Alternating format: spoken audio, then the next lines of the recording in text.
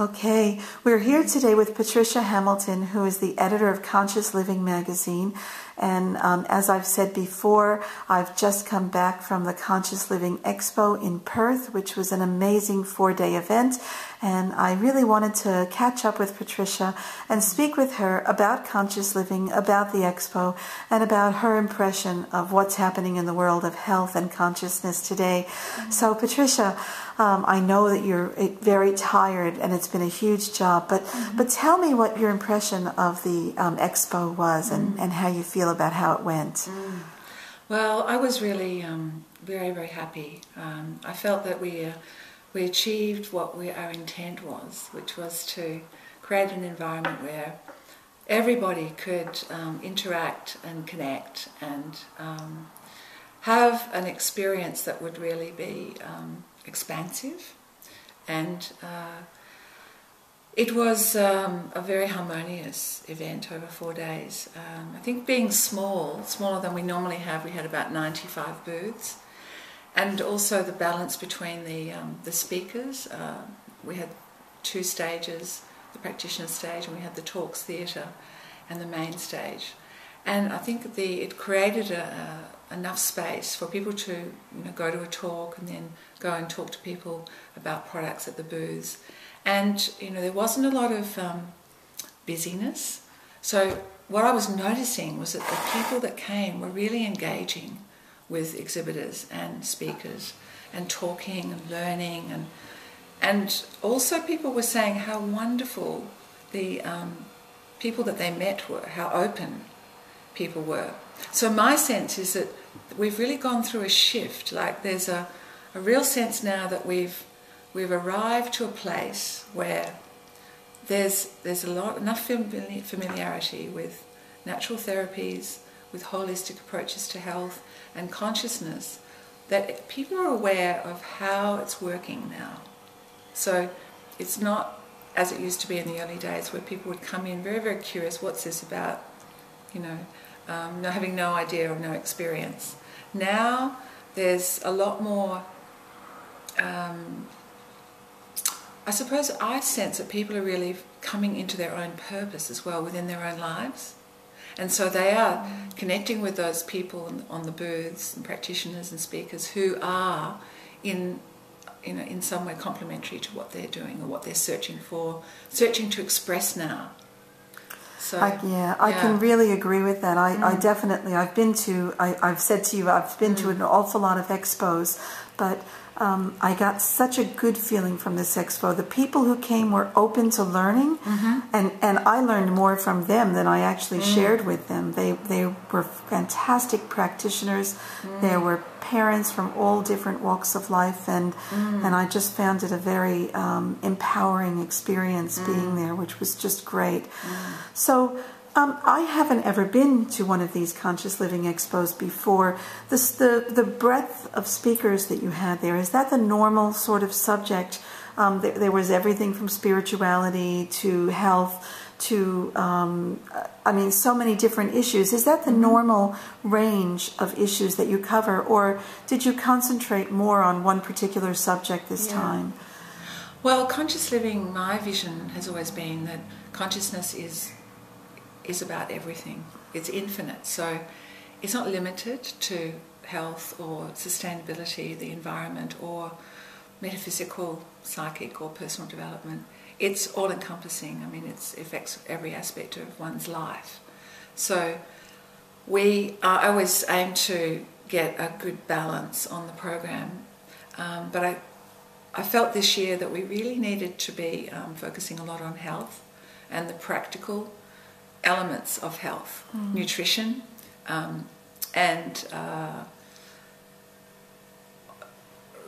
making things much more simple for people, so that people can be empowered to then make their own choices.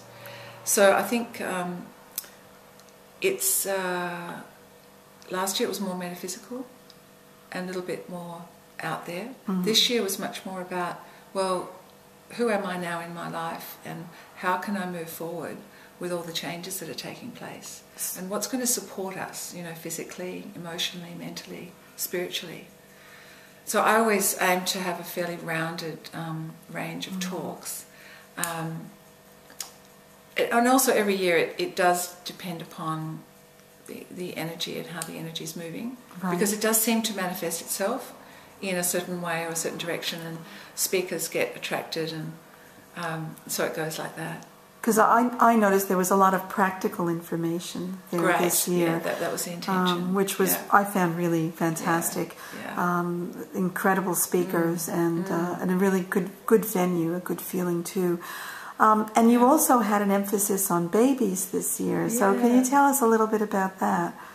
Well, I think that came from my sense that we are, it was to do with the ending of this cycle that's been foretold by a lot of prophets, and in the Mayan calendar in particular, and astrologically, that we're ending a huge cycle of 2,600 years, and now we're embarking on another cycle. It's a new cycle, and it is going to be characterized by unity, by people working together in collaboration. And I felt that it was appropriate, that we really focus on the babies, on the birthing of the new, because it's not just the children who are coming through now that we need to really help to bring their talents and abilities in, but it's all of us. Like we each of us have a child, and we can birth our lives anew. We can start again, and it really seems to me that we've gone through a huge shift, and it's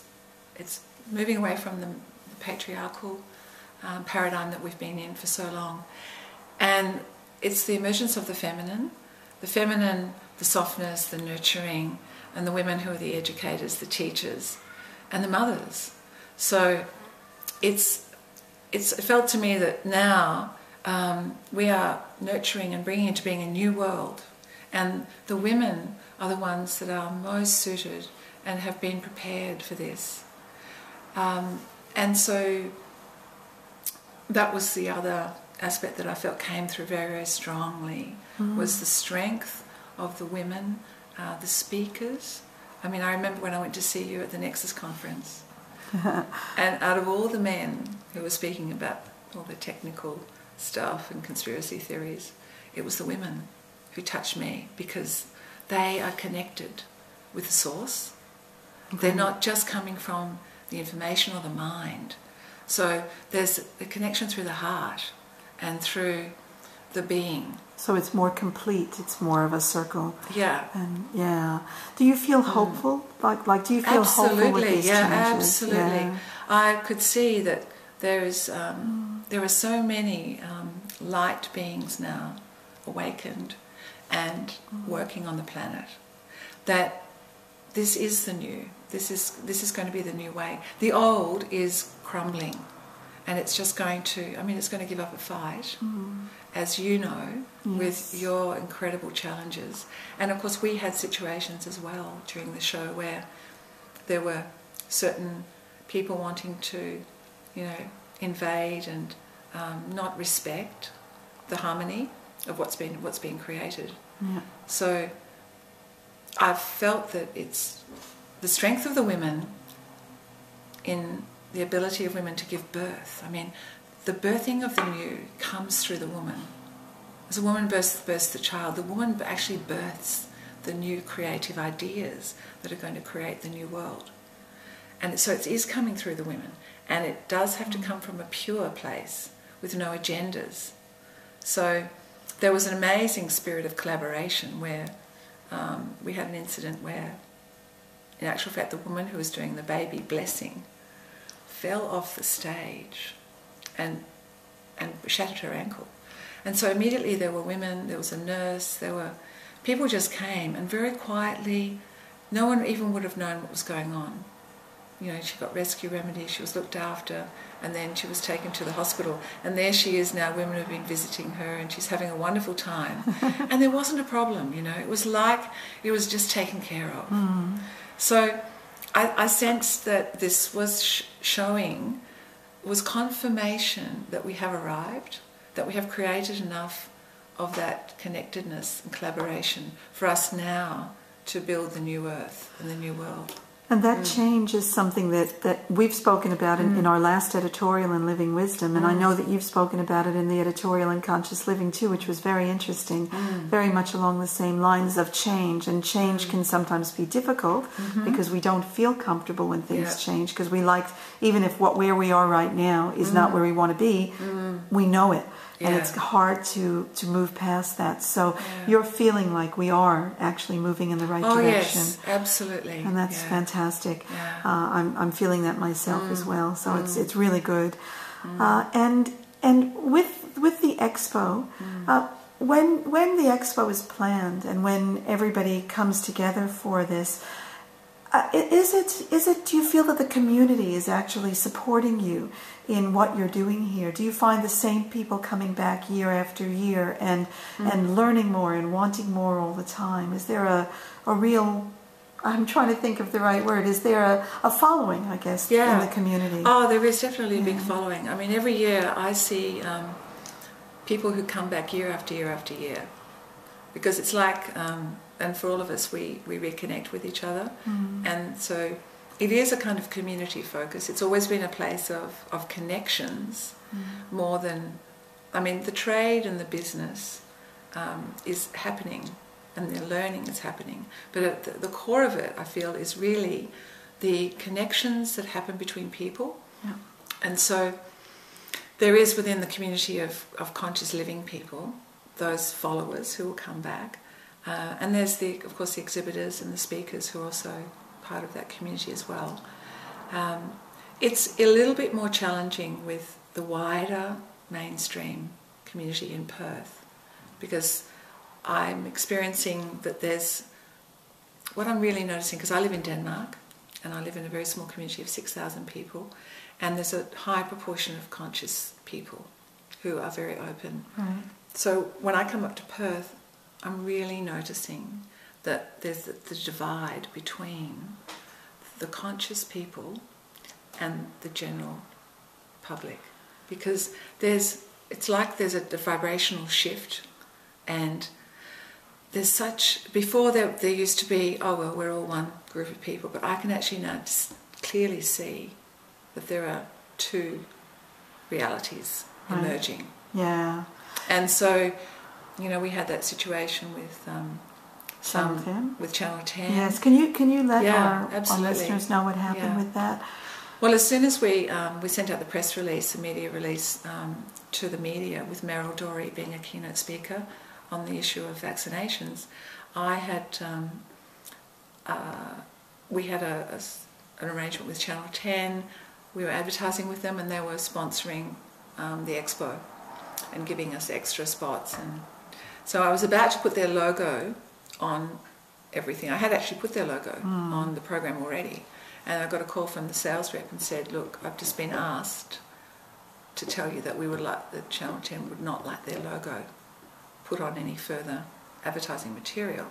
And I said, well, what's the reason for that? And he said, well, it's because of the keynote speaker, because you've got Meryl Dorey as a keynote speaker at the expo. And I